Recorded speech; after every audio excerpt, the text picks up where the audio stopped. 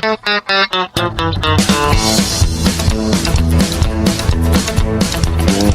on in, sit right down. Keep your hands up and keep your chin down. Shut the door. Time to go with Randy Harris and Knockout Radio. Ladies and gentlemen, Knockout Radio with Randy Harris is about to start. So get ready for the best MMA talk, games, interviews, prizes, and surprises anywhere.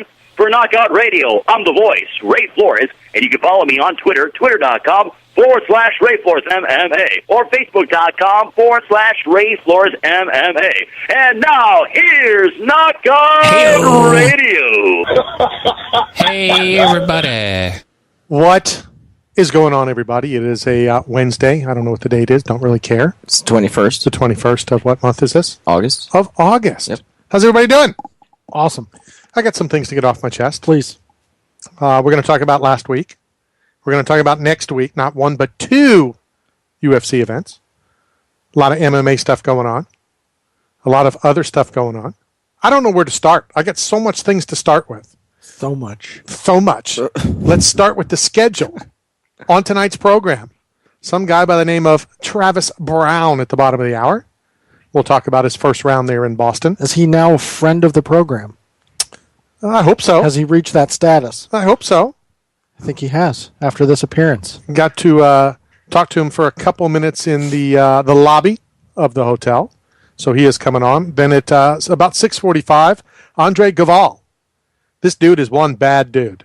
I just looked at his record, his grappling record. His grappling record. Holy crap. 7-time world champion. I believe he won his weight division and the open. Mm-hmm. Bad dude. He has a major BJJ event coming up in China. I'll get the exact date here. I got so many notes all over the place. Here it is. In October, against one of the Gracies. Thing that's cool about this, and this is what we'll talk to him, and we're only going to have him for a few minutes just because of time schedules. This is, I guess, an unlimited. It's the first one that taps. Oh, no time. No time. Just no ready, points. set, go. No points. That's awesome. Because I read up on it, shockingly enough. I did do some reading up, and Gracie said if this was a 4 points, there's no doubt who would win this. Andre. Really? But since it's not, I'm going to just have to, hoist Gracie style, just hold on, hang on as long as I can. So what you're saying is I have a shot. Let him get tired and then pull it out. And then in the second hour, we're going to go back to a little wrestling talk with War Games, WCW's most notorious matches. WCW is what I watched back in the day, so I'm looking forward to that. First and foremost, I do want to welcome to the program Lockup Self-Storage. They're located throughout the country, mostly on the East Coast, I believe. 5 locations in Florida. They have one in Massachusetts. We're going to start talking about some of their other locations, but some of my goodies being moved to the Lockup Self-Storage downtown St. Pete, right by the Trop, where the Rays play. So you'll see us, or at least see me, moving all my stuff there in tomorrow. All right, I guess let's just start with the one thing that... Well, no, let's don't. Let's go back in time. And I'm going to change it just for the sake of all those people out there who only want MMA talk or combat talk. This story, and I know Grossman's listening, I had nothing to do with. I wasn't there. I wasn't involved. It just kind of pissed me off and rubbed me the wrong way. This happened at a baseball game. But we're going to change it just for the sake of conversation and say this was an MMA event. Okay? So a father and his child. Now, Wags and I have already talked about it, Sean, so I'm going to direct it to you. Okay. And I'm going to direct it to anybody else that kind of wants to get involved. You can tweet it. You can text it. You can smoke screen it, however you want to get it to us. I'll be taking notes while you tell the story. So 855-483-6646 if you want to give your 2 cents. You're at an event, okay, and you're whether you're a big collector or a little collector, I really think it's immaterial. You collect autographs. You collect photos, okay? And your favorite MMA person walks by. Not to throw you under the bus, Sean, but give me a name. Who might that be? Dan Hardy. Okay.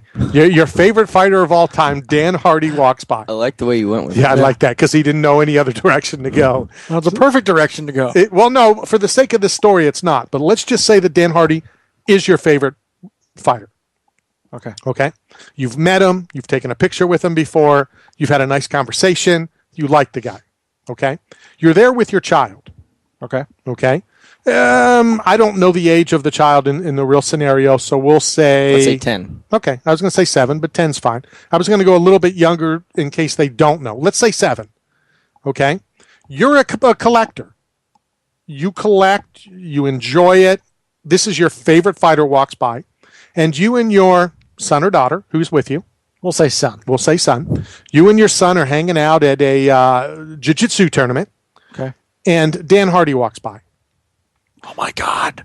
Now, you happen to find, for the sake of the stories, because I want to stay as close to the story that happened, a pair of fight gloves happen to roll by you. Someone just threw them, so that they ended up by me. Somehow they ended Okay. up by you. This is the first thing that kind of pissed me off in the baseball-wise, because a baseball rolled by this guy and he just picked it up. So in other words, he stole it. Okay? So a pair of gloves... Finders keepers. Okay, finders keepers. A pair of gloves somehow miraculously ends up by your feet. You pick it up. Okay. And then you look to your left, and there's another pair of gloves there. Wow. Holy crap, it's your lucky I day. got lucky. So you give your son the second pair, of course. Well, I give them both, so I don't get blamed for anything. But So we'll go from there. So that's even worse. So you're throwing your kid under the bus. They won't take him from him, but they'll take him from me. Okay. Dan Hardy walks by. Now again, for the sake of the story, Okay. it's very important that people understand Dan Hardy is your favorite The fighter. love that I have for Dan Hardy in the story. Yes. Okay. So Dan Hardy comes by and signs your son's gloves and then signs your gloves. And you're pretty happy about that, right? Yes. And you're happy that your son got the autograph. Stoked. Too. Okay. Then all of a sudden, out of the clear blue, we'll say, give me a name, Wags. Oh, Decent name. Tim Yeah. Sylvia. Decent. I'm just spitting off names. For the sake of the story, would you just... Oh, God, you're killing the story. Matt Hughes. Matt Hughes walks by. All right. Now, you love Dan Hardy. I do. You don't want Matt Hughes on Dan Hardy's gloves, even though it would make it a better glove if Matt Hughes and Dan Hardy was on it. But you don't. And from a collector's standpoint, that's cool. So Matt Hughes walks by, takes your son's gloves, and signs the gloves. Okay? Okay. Now, you don't want anybody else on the gloves, On my gloves. on your gloves. Okay. Your son wants to get as many autographs as possible. Okay. Matt Hughes then walks over to you, and we're just making names up, Matt Hughes and This is Dan a Hardy. fictitious story, everybody. Well, no, it's a real story With these names. with these names. It's a real story. So then Matt Hughes comes over to grab your gloves to sign the gloves. What would you do? I prefer to have just this one autograph, but I'd love to have a picture with you if that's okay. That's what I would say. You would say that, though. I would say that. Okay. Someone already signed these. I prefer to have one per glove, but if I can get a picture, that would be great. So in other words, to make an extremely long story short, you're a man. Yeah, last time I checked. You're a man. Yeah. You know, you stuck up for what you believed in. Yeah. And when I went off on this guy, Tim, who I believe lives in Tampa, I did do this before. Not that I even had anything to do with an autograph, and a guy, one of the most famous guys, I believe, in the world, went to grab my golfing hat to sign it. I'm like, what are you doing? I don't want, it was Evel Knievel. And I'm like, no, I don't want an autograph on my golfing hat. You know what this guy did? Let me tell you. Please enlighten me. In his Facebook post, he posted that he had to think quickly. So what he did was he asked, in the sake of the story, Dan Hardy, can I take a picture with you with my son? It was a daughter, but... Give him some time to think. No, he thought. No, And but, then- but I'm saying that the picture will give him more time to think. He thought of it right away what to do. Can I get a picture with you and my daughter, in the sake of the story, the son? Then you grabbed your son's gloves Okay. because you knew that Matt Hughes was going to ask. See, he hadn't come to him yet. Okay. I'm I preparing. need to go back. You're right. We got ahead of the story. Matt Hughes starts to walk towards you.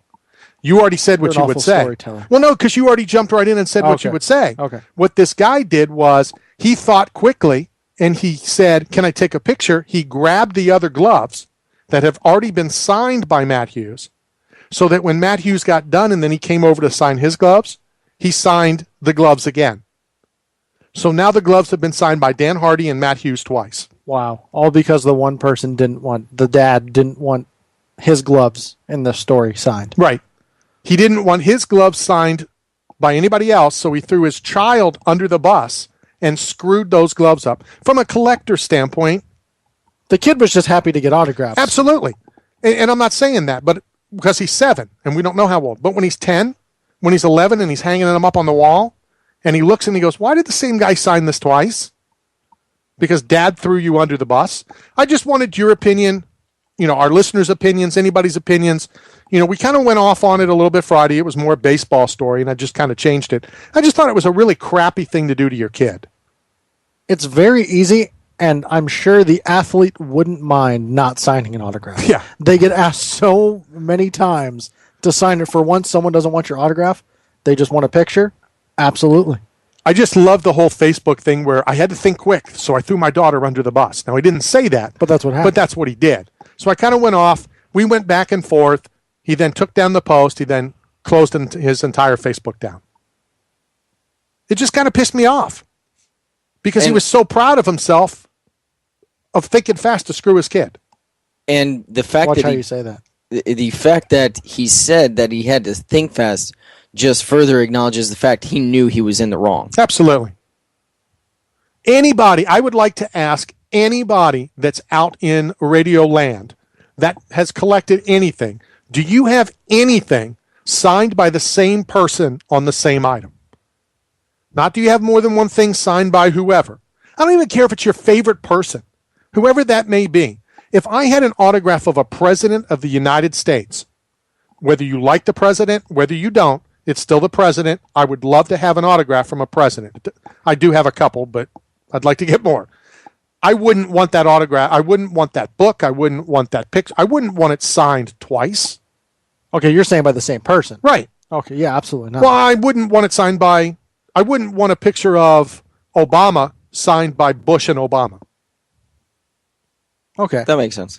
I'm just saying I wouldn't. Yeah. I wouldn't necessarily want a baseball signed by both. I would rather have a baseball signed by each one. Say it was a picture and it had Romney and Obama, you would want both of them to sign Absolutely. it because it has two people on there. Absolutely. Okay. Absolutely. But I wouldn't want, if it was a picture of whatever you just said, Romney and Obama, if that's what you said. Yes. I wouldn't want Obama to sign it twice. Yeah. You know what I'm saying? Yeah, and this guy was so proud of himself that he screwed his kid. So if His anybody kid got 3 autographs. Yeah, and that's Walked off with 3. And that's what he said. He goes, well, how did I screw my kid? My kid wanted as many autographs as possible. Yeah, dumbass, from different people. Can I just sign the ball then? It really doesn't matter. It really doesn't. I guess not. Sign it Did 3 Zobro times. sign it? Because I can sign it for them. Sign it 3 times, too. I've seen plenty of things like that happen. So just something to throw out there. Once the Yapped app is up and running, we'll throw this up on Yap as well. Yap should be up and running here shortly. So it was just kind of something I wanted to get off my chest. Like I said, I tried to bring it a little MMA-wise, but I would be curious if anybody out there has, and I'll even make it a little bit better. Has anybody gotten something on purpose signed twice? I know sometimes people will get it, they'll forget, 3 years later, they're trying to get a glove signed by all Hall of Famers or, and again, in other sports where there's more Hall of Famers, you may forget or whatever. So you may not remember. And with the way some autographs come in that you can't even read, it is possible that you could double up. But I would be curious if anybody purposely went and got the same autograph from the same person, the same athlete, the same celebrity, whatever. The only time I want more than one autograph on an item is a check. And then you're welcome to sign it as many times as you want. The front, the back, the sides, it's all good. As long as it's signed. As long as it's signed. As long as it's good. So I guess I'm assuming that both of you guys agree with me that the guy was a douchebag? Absolutely. Yes. Okay. 100%. Something Something else that bothers me. Uh-oh. We're going to take almost the first half an hour until we get Travis Browne on just to talk about things that piss me off. The rankings. We've talked about the rankings before. Yes. Everybody has their own opinion. Sure. I don't want anybody to say that I'm disagreeing with, well, I am disagreeing with their Yeah, opinion. you are. No, I You're am. disagreeing with their opinion. Okay, no, I am. All right. In this Which case, you're allowed to do. And you're really good at it. I'm trying to be better. I'm just trying to be more down. You don't think like me, you're an idiot. I like that. Is that a shirt? Is that made? We can make it. Can you print it up for me? We can. I want to know how sign it somebody, and I know when the Anderson Silva, Chris Weidman thing went down, and I told everybody right up front I had a problem. It took me all night, this, that, the other. Go to the UFC rankings. Somebody, one of the two of you that's I'm there. Okay. I'd like you to go to the light heavyweight, and in a minute I'll get to Dana's comments and how I even tweeted that Dana shows some love to the guy that did what you were talking about. Read me the light heavyweights. Let's start at number 10. Chael Sonnen. Who? Chael P. Sonnen. Chael P. Sonnen, who had a pretty impressive victory in Boston last Saturday. Correct? True. He did. Who's 9? Mauricio Hua. Huh? Mauricio Shogun Hua. When was the last time Hua fought? He was 8, and he flip-flopped with Jagard Musasi. When did Hua fight? He lost to Sonnen. I think that was Saturday night. Didn't I see Chael P. Sonnen not win a squeaker, but dominate him? It's true. How can he be ranked lower?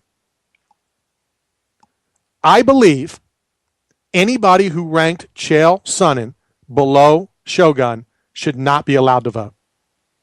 That is pretty piss poor. Possibly not even be allowed to cover MMA either, but I just don't know. I just don't get it. I just don't get it. And I know that you guys and other people have said the Weidman over Anderson, it was lucky, it was fluke, it was this. Has anybody said that it was a lucky win by Chael? No, not at all. Has anybody said that if they were to fight 10 times, that Shogun would win 9 out of 10 of them? I don't think anybody can call a submission lucky. I'm just That's baffled. just me. I'm just baffled. And I know I get baffled often. I know I get baffled early. And I know that I can't respond to being baffled. But I just don't get it. I don't get it. Dana went off. I don't like to publicly pat myself on the back too often, but I'm going to this time. Dana went off on the media who are voting. How could you not have Chael Sonnen ranked? I did. I've had Chael ranked number 2 in middleweight, where I will continue to have him there. And I've had Chael ranked, now that he's fought light heavy. Some people I don't think understand that you can be ranked in both. I'm looking at one. I'm okay with that. But I'm looking at one where he is not on light heavy at all. But he moved up 6 spots in the middleweight rankings for that victory. What? It wasn't a middleweight fight. He moved How up can you move up? Feel free to tell me who that was. That was Mark Daniels from the Boston Herald. Wow. He moved Shogun down to 9, and Chael is now 3rd in the middleweight rankings. Who's ahead of Chael? Vitor Belfort and Anderson Silva. Well, at least one of those should be. I'm not going to get on this guy as much as anybody else. At least he doesn't have Chael ranked, which to me is stupid. Well, then again, I am going to get on him because he has Shogun ranked above him. Yep. To me, that's ridiculous. I just don't. I don't get it. I don't get it. So really, in my version, but it says right at the top, a fighter can appear in more than one weight division at a time. And I So if believe you're fighting in 2, which Chael P. Sonnen is. he's bouncing back and forth. He's now recently 1-1, Yep. losing. And this is what I said last week.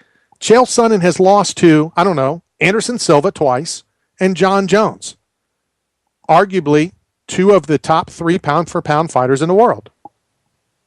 Let's see what our friend Mike Johnston has. That's your buddy in Canada, right? It is. All right. Chael Sonnen ranked 10th. In Light heavy. He was not ranked before. He moved him up to 10th. Please tell me that he doesn't have Shogun in front of him. Shogun is unranked. Okay. So he was, I'm guessing they flip-flop 10 and 11. You know what? You need to say, dude, you're right. And not ranked. Hello? You need to say, dude, you're right. Dude, you're right. Okay. Not ranked in the middleweight. Which, again, I don't understand. When did Chael last fight Anderson? It was July, right? It was the July 4th card. July 7th? Was that it? Pull it up. Let me know. Because Of last year, of 12. So he hasn't fought middleweight In a year. Wait a minute. Let me work on this. Let's see. Okay, so His last fight against Silva was July 7th of 2012. Correct. And then after that was the John Jones fight. April 27th of this So he hasn't fought in that weight division in over a year. Okay, then So maybe he shouldn't be ranked in the middleweight maybe division. he shouldn't, because I was going on the year deal. That if he hasn't fought in a year, and that's why I've had Dominic Cruz off. But, I still think if Chael goes back, he beats any of those guys at middleweight.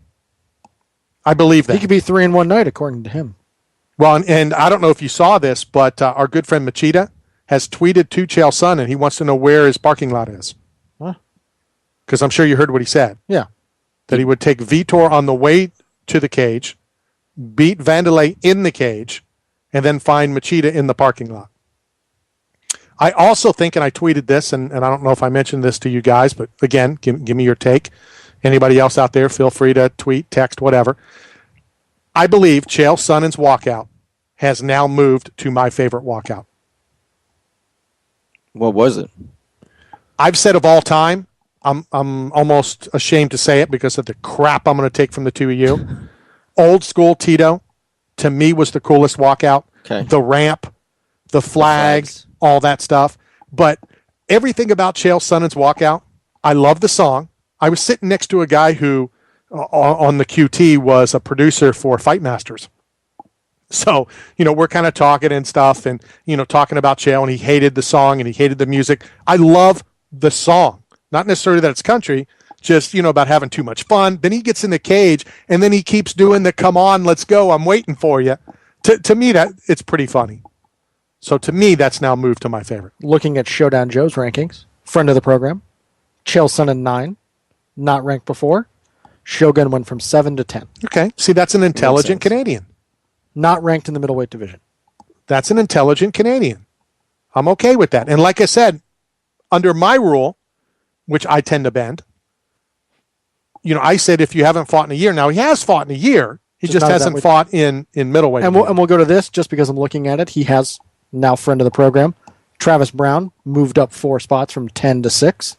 Alistair dropped 4 spots to 10. And I would hope that no knucklehead would have Alistair ahead of Travis Browne. Well, hold on. I can keep looking. Well, I'm sure you'll find somebody. Oh, no, I'm going to go back to my boy. Give it time. No, we gave him props. Yeah, now we could take it back. No, I'm sure that your friend, the Canadian, He's got him 5th. Travis Browne. Yeah. Overeem 9th. And I know that there was talk about Travis Browne's next fight possibly being against Verdum. Really? Verdum doesn't want that. Well, no, Verdum wants a title shot. Yeah. And he'd wait for it, as I think anybody should and would. News, But by the way, that'd be a good broke, fight. I guess, today about Struve. Yeah, not looking good for him. Well, I was told a couple of weeks ago that his career is over. And, now there's talk about, well, he's not going to come back and fight. No. He has a heart problem, a leaking valve, and, fighting is not important. Staying alive is important. Absolutely. And you actually see that it's quite common in guys who are extremely tall. They're large individuals. They have larger hearts than normal anyway. I have a big heart, too. A huge heart. You're a giving guy. You're a lover, not a fighter, as we discussed last week. Yeah. But that heart takes a lot of pressure to move all that blood around such a large body, and then you add in such a sport like MMA, it's not going to last long. I mean, look at Andre the Giant. Now, obviously, he was significantly heavier than Struve, but big guys in general, tall guys, this is pretty common. Allegedly, good old Andre could put it away, too. Food and beer. I was told like cases at a time. Have you seen that? Oh, wow. Yeah, cases. Jeez. Probably not the watered down stuff either. Oh. Damn. So what did you guys take out of last Saturday? Oh, I do have one more. What would you do? What would you do? Are you who's the producer of the show? Because we need to get some kind of music, like what would you do, or something. So think about it, and hopefully within the next year, a song. Hopefully in the next year we'll have it set. Give me your thoughts about the Diego. How do you say his last name? Brandao. Thoughts on what he did? What did he do? When he told his opponent to get up, and then as soon as he started to get up, he came to throw a punch. Did the ref tell Brandao back? Did he give him the hand to say, no, get up? I don't know. I don't remember. Well, if he didn't, then game on. Exactly. Yeah, If the opponent is that dumb to Yeah. get up when the guy tells you to get up, I'm not doing it. All right, case in point. Yeah. All right, good. If your opponent tells you that wasn't a fumble, don't return it for a touchdown. Are you going to say, here's the ball, sorry? No, you're not. Good counterpoint. All right, with that said, same thing sort of happened in the Joe Lozon fight. Did you see that? I did not. I was partying it up this weekend. Michael Johnson, who totally dominated the fight, shoved Yves Levine. Okay. Same kind of thing. He was separating him, get up, whatever. Separate him. He was behind him, and then it was like he started to go after him. Yves got in the way, and he pushed him and was told, do it again, and you're DQ'd. Okay. Did he do it again? He didn't do it again, So there you go. but should he have lost a point? He said, do it again and lose a point. Well, that's the thing, because that's just like holding on to the cage. They know they're not supposed to do that. Groin strikes. They're told There's beforehand. a difference. Groin strikes are still, not. I'm not going to say they're not done on purpose, because I think sometimes they are. But you're throwing a leg kick, you're doing whatever, and you get hit in the nuts.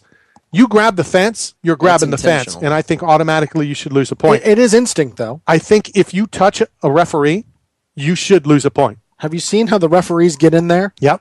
There you go. But they don't get in there until they're trying to stop the fight, when they throw him or they roll over him or whatever. If he's in the middle of the two fighters and gets pushed, you should lose a point. Now, in this case, it wouldn't have mattered. There were way too many points on Johnson's side So anyway.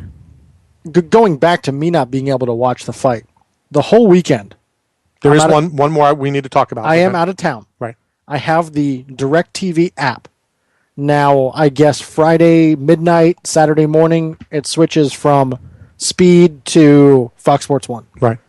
It changes on my app at about noon on Saturday, the logos. Okay. It changed channels, too, and from like a 600 to a 200. But it didn't change the programming. It had all the Speed channel programming. So I said, why don't I just tape 5 o'clock until 1 o'clock in the morning? But the receiver takes it as, that show's not playing on that channel, so I won't record it. Oh. Now, Wow. now the programming's on there. Now it's happening. About a week later. A couple days later. Wow. Well, That's rough. we have it taped Okay. here at the studio, so if you want to check it out. So then you probably don't know. Wags, did you catch anything? How about... He was lifting. Yeah. I have the basic Bright House. No speed, no FS1. The Cole Miller-Gamburian fight. Have you heard about this? No. Now let's go back to the Bellator event that happened in Tampa. Right? Names, of course, I won't remember, where the guy laid there. It was the Rickles fight. Okay. So Cole Miller throws some strikes, looked a little iffy, but from what everything has been reported, they said they were legal. They were not deemed illegal, which makes them legal. Right. The round ends, and Manville just lays there because he can't get up. Okay. He's hurt. Sadawad. Yeah. He was the one that we had on. Right. Yeah. To talk about his team and stuff. So Gamburian lays there, sits there. He's in the corner. Cole Miller kind of got reprimanded because he was there. He was in his corner. This whole thing happened in Cole Miller's corner. Okay? So why would he need to move? Why would he need to do anything? He couldn't do anything. So then he got assistance from Ronda Rousey, and I believe it was Stitch, who came into Cole Miller's corner, which is funny because it's an octagon, so there really are no corners, but you know what I mean. Right. Came over to the corner and assisted him, helped him back to his corner or to his stool, helped him get ready. Then the round didn't start on time because then they called the doctor in to see if the fight can continue. Now, I guess Cole Miller's team is going to appeal to have it ruled a no contest. Thoughts? You are not allowed to be helped up, correct? And that's what Cole Miller's saying. He's saying, I'm not debating the ass whooping. I'm not debating any of that stuff. But I am debating the fact that the fight should have been stopped at the end of the first round.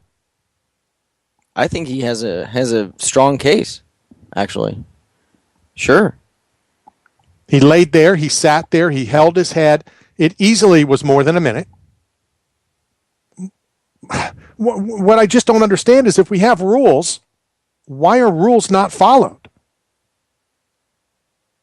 No answer. Yeah, that does not make sense to me. I mean, if it said in stone, black and white, this is the way things will go for in between rounds, and if you depart from that at all, departed Boston, Saw what you did there. Good. Then you gotta call it a no contest. Yeah, you got to call it something. So it'll be interesting to see how it plays out. So it was an awesome night in Boston. Some great fights, some controversy on a couple fights, and then of the entire list of, what was it, 13? 13 total. It's not bad that there was 12 fights that night. And would you be surprised if Uriah Hall's not brought back? What happened? Dana wasn't happy. I wonder what Josh Saman was thinking. That he should have been there? Well, no, just as you're watching the fight, you know, that's the fight that he wanted. That was the People's Tournament. That blah blah blah blah blah. So maybe we ought to get a hold of him. Maybe we'll do that in the second hour.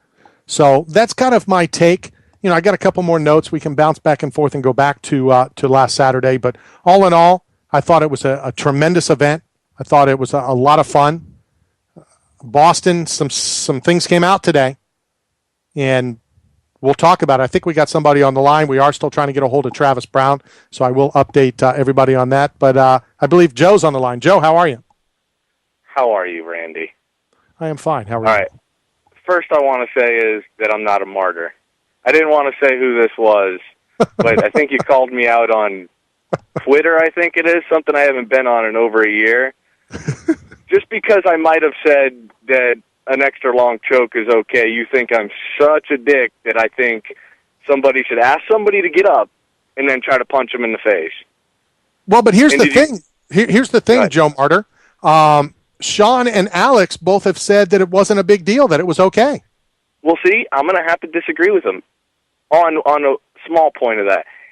The guy he waved him up, and then he swings at him. I think it's the biggest chicken shit move there is. It's legal, but it's still chicken shit. But whose fault is it? 2 minutes earlier, the guy freaking pretended like he was hurt and tried to take his head off. So I think that nils everything, if you ask me.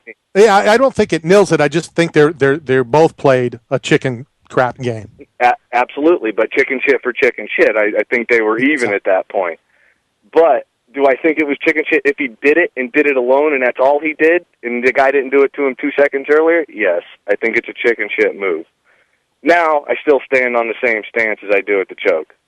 You know, and I blew it. I can't believe I blew it because I was with one of your closest friends in Boston. We were in the lobby, right. and I should have asked your very good friend, Babalu.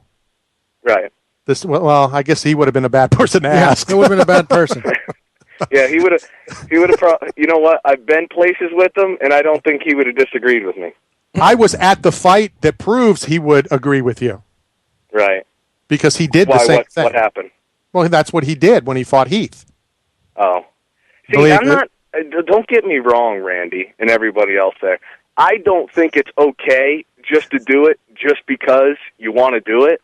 Don't get me wrong. I wouldn't want to see that. Yes, the sport is built on camaraderie, and yeah, I probably slurred that word, but still, it's all built on respect and everything else. I don't think people should do it just to do it. Now, if you're slurring words like if Anderson Silva kept that triangle on Chael Sonnen, Anderson Silva 1, a little bit longer than he should have, I wouldn't have faulted him for it, because all he did was he brought his wife into that mix when he was talking crap. I would have done the same thing. Joe, I know it's been a long time, so do me a favor. We got to pull you down just for 1 minute. Take a breath. Think about some things, because we've got a really bad man on the phone right now. We talked about it. He was on the program last week. He's coming back on tonight, and we're going to talk to Travis Browne. Hey. Travis, are you there? Hey. Travis, you there? Hey, how are you? Yeah, you're good. How you guys doing? Well, I appreciate the time. I just thought since we had you on last week before that, we could do another real quick talk about, well, again, it was fairly quick, a first rounder, but let's talk about Saturday night. Sure. I guess first and foremost, and you talked about it at the press conference, that you watched some video, you knew that leg kick would land. I want to know what sparring partners were willing to take those leg kicks from you in training. Yeah, I had a bunch of guys that, the typical heavyweights, like, we had Frank there, Frank Mir, John Jones, but I actually brought in Pat Barry during that whole training, during about the last 3 weeks of the training, during that training camp. And, he's the one that really helped me kind of get ready. But, yeah, I mean, I hit him with it. I hit, not in the face, though. I'd try not to do that to my training partners. But to the gut, I definitely landed it a bunch. That takes some really good friends and training partners to take some of those kicks from you. I have to say that. Yeah, definitely. Talk about earlier, obviously, we saw the fight. We talked to you after. Were you ever in danger, as you're being told, move, get up, stand up? Were you ever in danger, and did you ever think the fight would be stopped? You know what? I was never in danger of being knocked out. That was not even, I wasn't even close to that. The thing that Alistair did is he hit me with the knee, the one that dropped me, right in the solar plex at the perfect time while I was breathing in, and it must have felt like a pillow to him. It was just a perfect situation for him when he hit me with that knee. And, I've been kneed in the stomach, with, like I said, the before mentioned, Frank, me, and John Jones, all those guys, and those guys are crazy with that stuff, and it hurts from them. But he caught me right at the exact perfect moment, and it hurt. When you're in something like that, when you're taking some of the knees and you're down there like that, you may think everything's okay, but we've seen judges, we've seen referees that are not consistent. Did that ever go through your mind? No, we were having an open dialogue, both Mario and I. And when I got hurt, and he saw me take about 5 or 6, 7 punches and not trying to stand up, he said, "Are you okay? Do you want me to stop the fight?" And I said, "I'm okay. I'm okay." And I was yelling that to him, a couple times. And so what happened was he's like, "Okay, well, you need to move." He even gave me a warning, like, "Hey, are you okay? Okay, you're fine. Okay, well, you need to move." And so as soon as he said you need to move, that's when I just kind of popped up, and I said, "Okay," I moved, and he hit me probably 3 or 4 more times, and then I was like, I gotta get up. So I just started standing up, eating punches as I stood up. But I was there mentally, and he was talking to me, and I was following his instruction, and I did what I had to do to continue the fight. I had every choice there to give up and quit, and Alistair Overeem had the perfect opportunity to finish me, but he didn't. When I was sitting on the media row there, one of the judges came over and was talking to some of the media, and somebody said something to him about how when it was the one way, the fight was able to continue, and they asked him why wasn't Overeem given the same opportunity, and the judge said because he was unconscious. Yeah. Well, that's the thing is Overeem needed the referee to step in and call the fight in order for him to win. I was completely conscious, and I was talking to the referee, and I was following exactly what the referee was asking me to do. You see what I mean? Right. Now, when I finished the fight, when the fight finally was finished, he was out cold, unconscious. He was looking everywhere but me or Steve Mazzagatti asking for more time. You know what I mean? So Mazzagatti had no choice. If you would have taken the referee at that situation, the fight would have gone the exact same way. Sure. Absolutely. Have you, I'm sure you've noticed by now, the official UFC rankings have come out. I'm sure you've seen where you're at, and you've got to feel good about that. Yeah, definitely. I mean, I'm here to keep improving and to be successful,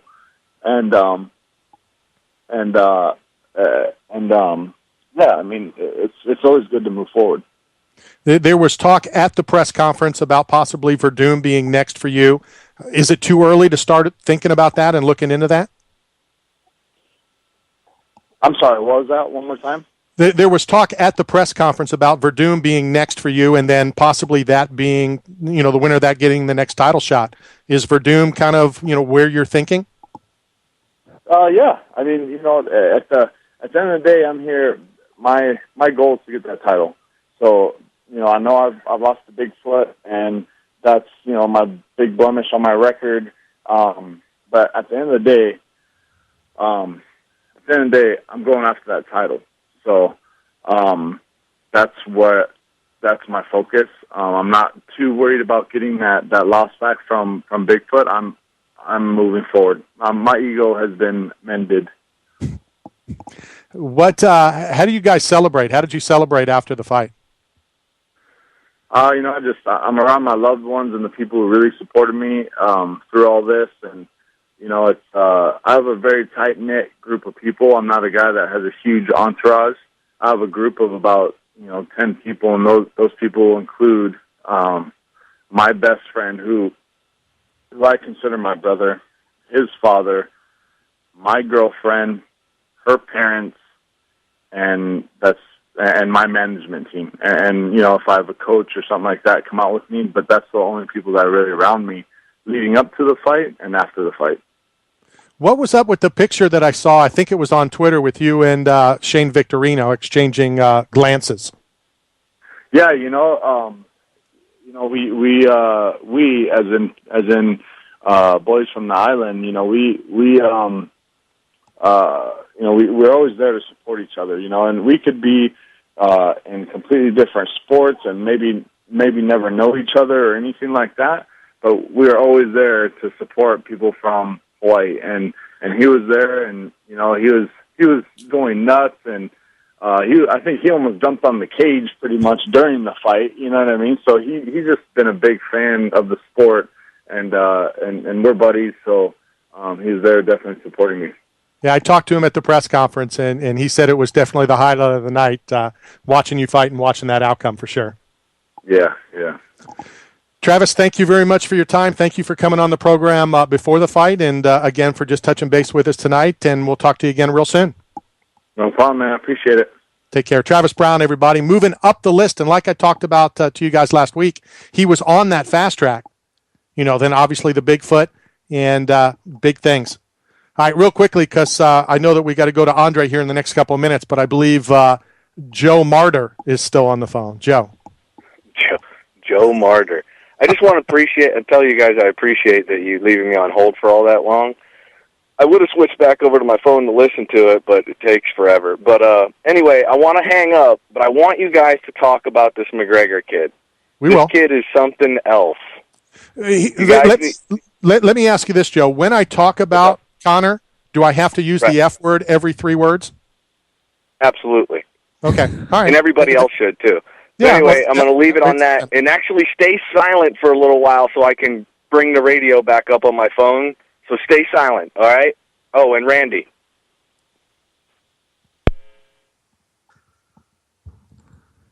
Typical. He just hung up on you. No, I was just staying silent. He asked me to stay silent. Stay silent. So I did it. That was the only way that he could do the hang up, is by having me stay silent. But that's all right.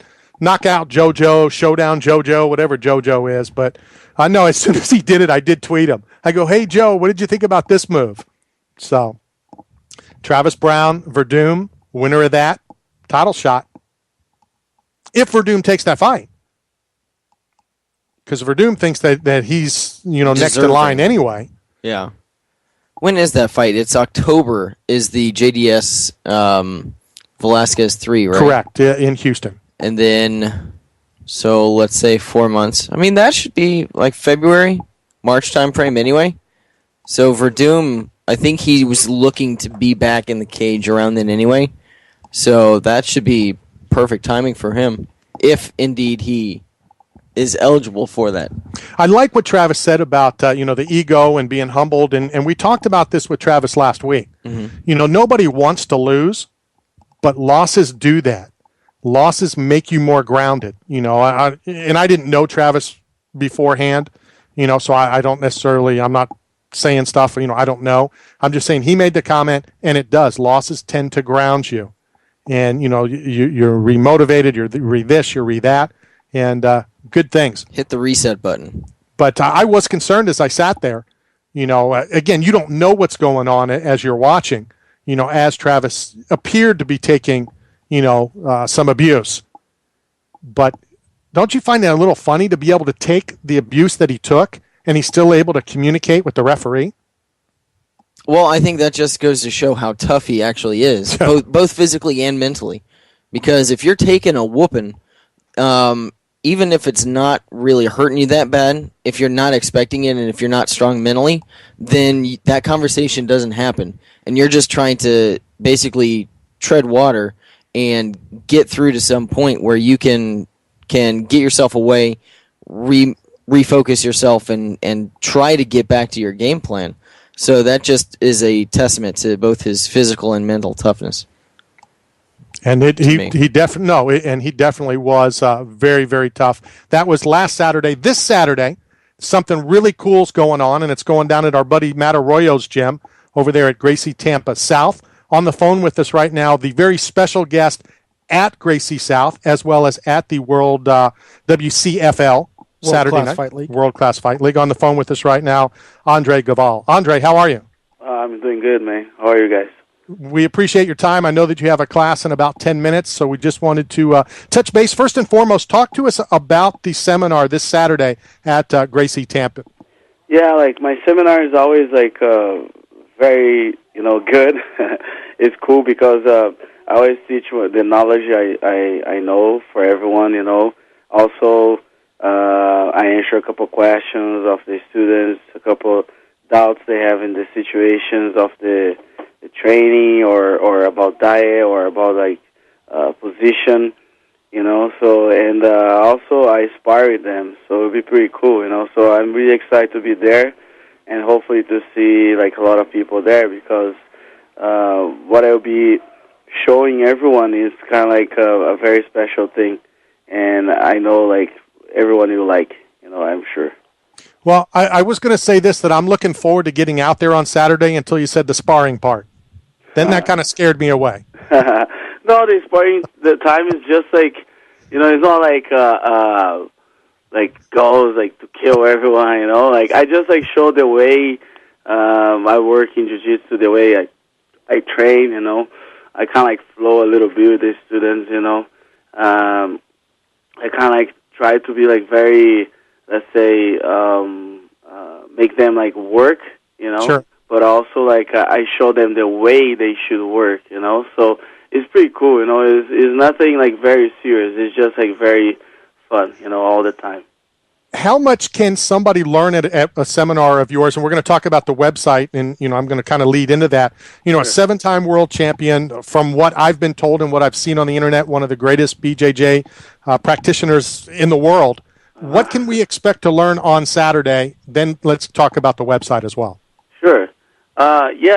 It's Saturday, like I said, everyone will learn very good details, which is very important in jiu-jitsu because the jiu-jitsu is known as a human chess, and a small detail makes a lot of difference in the situation or in the position, or it depends in the place you are during the fight, So I will try to show as much detail I can from each situation. I'll be showing them, and of course a lot of submissions because my game is about submission, So I really like to submit the fights, and I think this is the main goal of BJJ. It's kind of like a touchdown in NFL, So you got to do that. So I'll be trying to show a lot of details in from each situation, So just when you go, if you guys go into the seminar, make sure you guys bring some notebook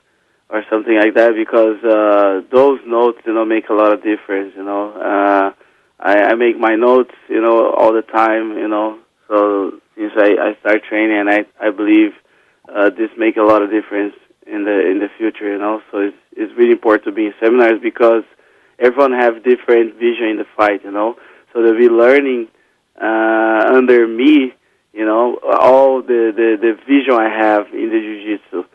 Also let's say if I had another seminar with a good BJJ fighter as well, they need to go because the seminars always make you think different. You know, you gotta you take the spot of the coach, and then you see the way they think. You know, so it's really important. Yeah, obviously, we all can learn. No matter how much we know, there's always more knowledge that we can learn. Now, for people that are not in the Tampa Bay area, they're not going to be able to get to Gracie Tampa South on Saturday. I understand that you can still get some instruction through your website at allgaval.com. Yes, is allgalvan.com is allgalvan.com is an online training, which I started this last year. And right now we updating positions every day, and right now we have about 320 positions on the website, and it's all technique about BJJ, and also I talk about diet. I have a drilling session. I have sparrings there, so people can be watching the way I teach at my gym. Also I put seminars there too. When I go teach a seminar. And they can go and see and watch my seminars right there as well. And I believe this make a lot of difference because, of course, it's not the same. The guy will be learning under me, straight under me, on my gym.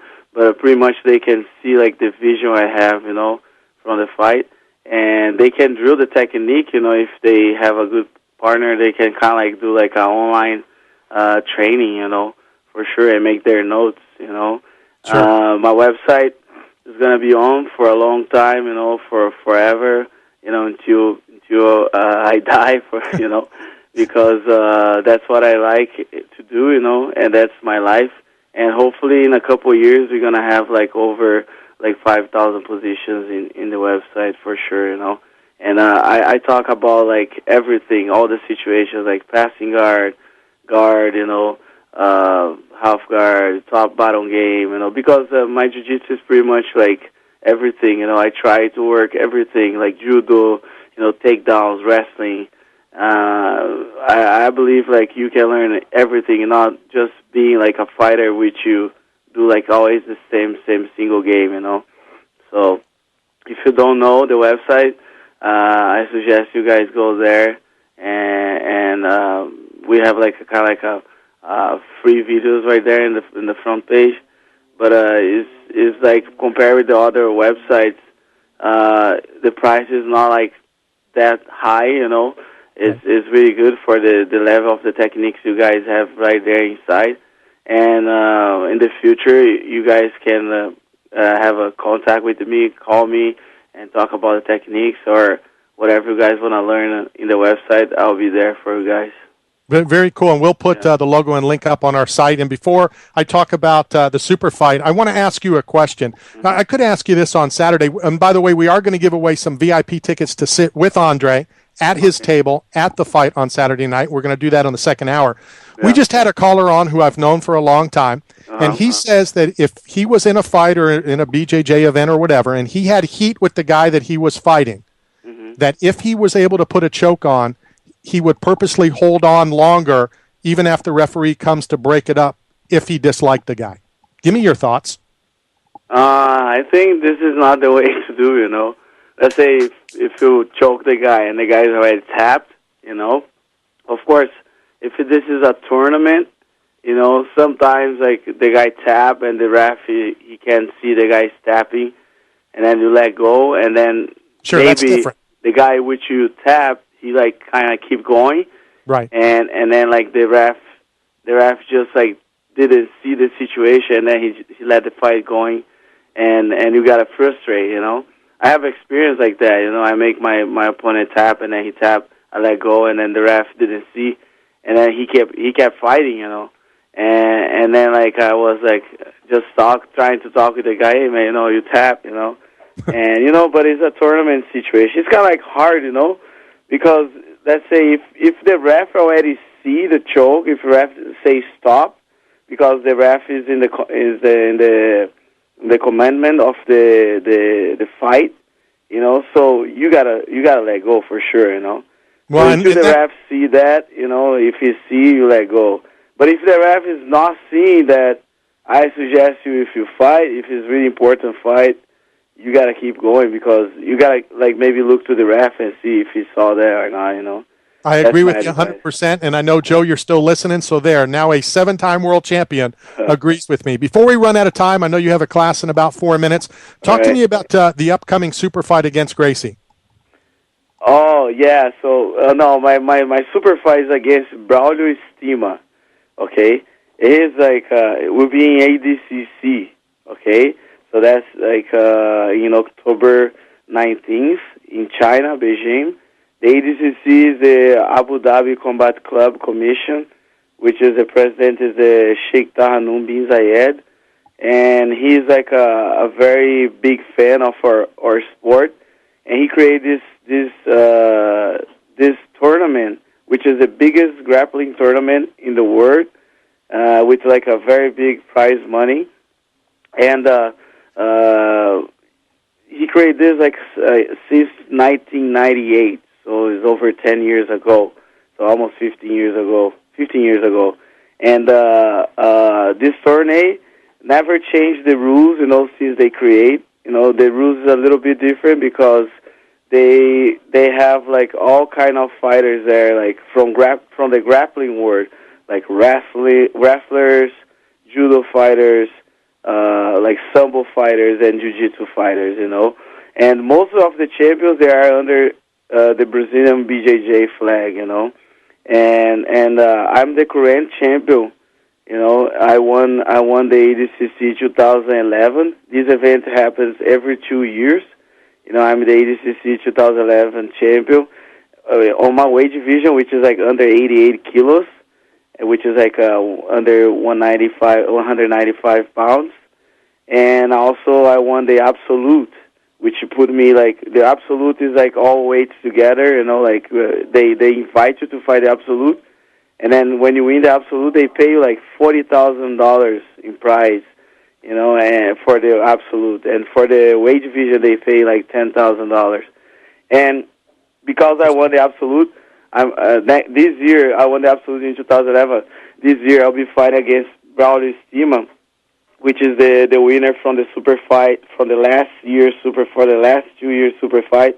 He won the super fight against Ronaldo Jacare in 2011, and also Braulio won the ADCC absolute and weight division in 2009.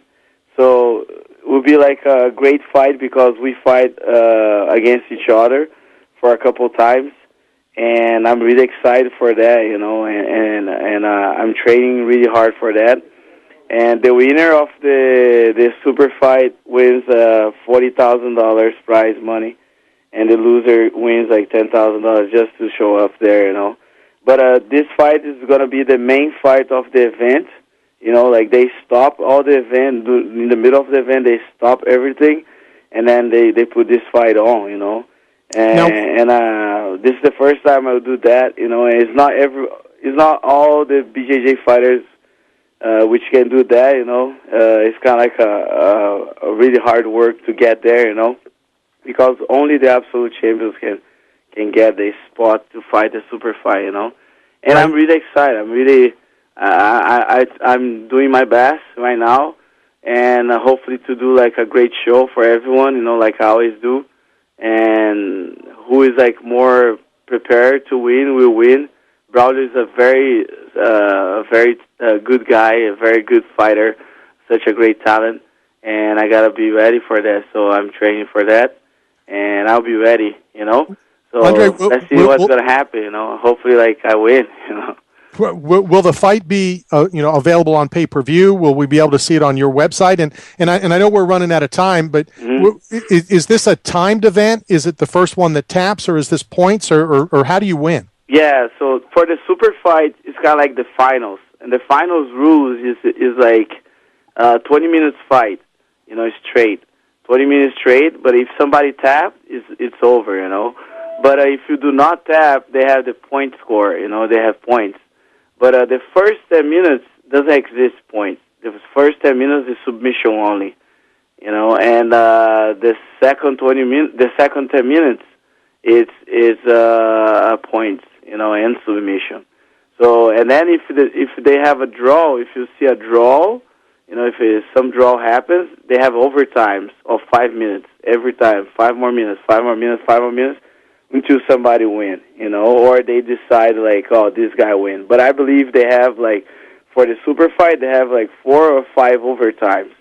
So I can be fighting with Braulio for like 45 minutes if nothing happens, if like doesn't have any points or if the submission doesn't happen too, But you got to be ready for that, and that's why I'm training hard for that. That's how it works, the rules. There's so many more questions I have for you. Do you think that it would be all right if I sat at the table on Saturday and talked to you why I judged? Sure. Of course. Well, I'm judging Saturday night, so I might just move my chair from cage side to sit at the table just so we can talk, during the fights. But I know that we're out of time. Andre, thank you very much for your time, and I'm looking forward to meeting you on Saturday. All right, no problem. I hope to see you guys, and thank you so much for the interview. It's a great pleasure to be with you. Have a safe trip here to Tampa, and I'll see you on Saturday. All right, see you. Thank you so much. Bye-bye. Is your significant other nagging you about cleaning out the garage? Or spending too much on a storage unit? Needing to sell or purchase new or used equipment for your business? PostShareSell.com is your solution. A cool and innovative way to buy, sell, or trade online. With an easy-to-use mobile phone app and built-in sharing capabilities, post a free ad in less than 60 seconds. PostShareSell.com. It's as easy as 1, 2, 3. Post it, share it, sell it. All right, we are back. First hour down. Second hour coming up at the bottom of the hour. My good friend Norbert Hudak going to talk a little wrestling. War Games, WCW's most notorious matches. We do have some DVDs to give away. All right, 2 things still to talk about Boston. We can talk about the fucking bad experience. I did really bad. Well, that's not the Irish accent, but every third word was fuck with McGregor. I couldn't believe it. And Dana's just rolling, in the press conference. But let's start with the city council passes today, and I have mixed reviews on this, but they passed to ban minors 16 and under to attend any MMA event without an adult. Now, as stupid as this is one of the stupidest things I've heard today. I don't want to say in my lifetime, because just so happens I saw a TV show where they were going over stupid laws. Husband and wife can't hold hands and walk on a sidewalk in Wisconsin, or just some of the dumbest things ever. As stupid as this is, and everybody's in uproar, and I saw some things about, I'm never going to Boston. I'm never going to spend a dime in Boston. I'm never. As stupid as this is, and I'm going to voice it again, it's stupid. How many 16-year-olds, how many 14-year-olds, now, we are talking Boston with the gangs and all that stuff, so anything's possible. But how many gang of 14-year-olds are going to go to a UFC event? Well, is it so much for UFC? Or it's MMA. Is it going to be more for the smaller events? I believe it's the same buffoon that is behind this that said the UFC, they didn't say MMA, the UFC fighters or the UFC or whatever is supporting rape, and there was like 2 or 3 other things. And what bothers me about that is just because allegedly there's been a murder or two in the NFL, it doesn't make the NFL murderers. Right. Matter of fact, there has been 2, maybe 3. Yeah. Yeah, I forgot the one in Carolina. Oh no, what about the one in LA? And the whole chase with the white Bronco. Oh, there you go. All right, yeah. All right, so there's been a few handful, a few NFL players. Doesn't make the NFL supports murder. Right. Just because somebody says something stupid, and I don't know if you saw the last, what was it, War Machine? Did you see that dumbass tweet? No. He said that he just went and raped his girlfriend. Oh. That she said no, and he took it anyway. God. That doesn't mean that MMA, that Zuffa, or anybody else supports rape just because somebody says something asinine like that. All right? It's the same guy I believe. So the way it's set up is 16 and younger cannot go to an MMA event without an adult. Now, my question, as stupid as it is, and everybody's up in uproar, and I'm fine with an uproar because I like to be in an uproar, how many 15-year-olds are going to go to an MMA event by themselves? Not many. Or with a gang of MMA guys. Now, I know that, and we had Blevins on, talk about his son and his son's that's, into grappling and all that kind of stuff. If his son goes to an MMA event, I'm pretty sure that his dad's going to be with him. When you went to your very first UFC event, how old were you? Let's see, I was 9. Okay. Your parent was with you. Yes. So it's not like a gang of 9-year-olds are going to go to an MMA event. So as much as I support your right to stand up and be heard, let's don't get crazy. Choose the battles that we need to fight. Let's get ugly on the battles that we need to get ugly for. And as stupid as it is, and it's ridiculous, it's the dumbest thing that I've heard, and I've already said it today, I don't think we need to get absolutely crazy because it's not going to affect a whole lot. Because be a better parent and go with your child if he's 9 years old and he wants to go to an MMA event. Don't send him by yourself. Stick him in a cab and say, I'll see you tomorrow. Sure, yeah. And it's not like the bigger promotions, for example, UFC, they're not going to care because they're making their money on pay-per-view anyway. So it's not like it's going to affect any sort of attendance or anything like that. They don't care. And I'm sure that we'll get a tweet or we'll get a text or we'll get something about, the one incident or the 3 incidents that a 14-year-old was going to go by himself. But I wished I would have known, and I could have walked around if I wasn't lazy and looked for a gang of 14-year-olds. And you wouldn't have seen one. I doubt it. And I honestly, I don't even know if you'd see one with a parent. Honestly. No, there was like a kid behind me. There was an adult and a kid, and I bet you he was 10, 11. And I don't have any problem with that. But, if you would have passed a rule that said minors can't go, period, then I have a problem with that. First of all, in anybody who knows me, you're not going to tell me how to raise my kids. I was on the front page of the LA Times, the worst parent in America. What? I didn't know that. Oh yeah, no, I was severely ripped for taking a 9-year-old to a UFC event or an MMA event, and this is back when it was graphic and bloody and it was bad, and it was so bad that we had to move. We were cage side, and I'm like, I think we're a little too close. But don't tell me what I can and can't do. Don't tell me where I can take my kids or my grandkids or whatever.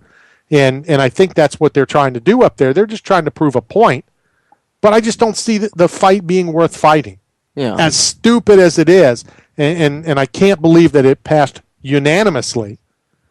But again, is it worth fighting the battle for 4 14-year-olds that may go? It's a big whatever. Okay, sure. Have fun. Yeah, I just don't see it a big deal. And it's one state. Well, the problem with one state is then there'll be 2 states, and then there'll be 4 states. And they've got a ways to go. Well, but I'm just saying, let's take an over-under. It just takes one to get the ball rolling. Is it going to happen in Nevada? No, well, of course not. Okay, so, that's... Now, did it happen in Massachusetts, or didn't this just happen in the city of Boston? Yeah, this is just the city of Boston. Right, so, again, it's still got a long way to go for more morons to get on board, but I firmly believe that somebody will follow.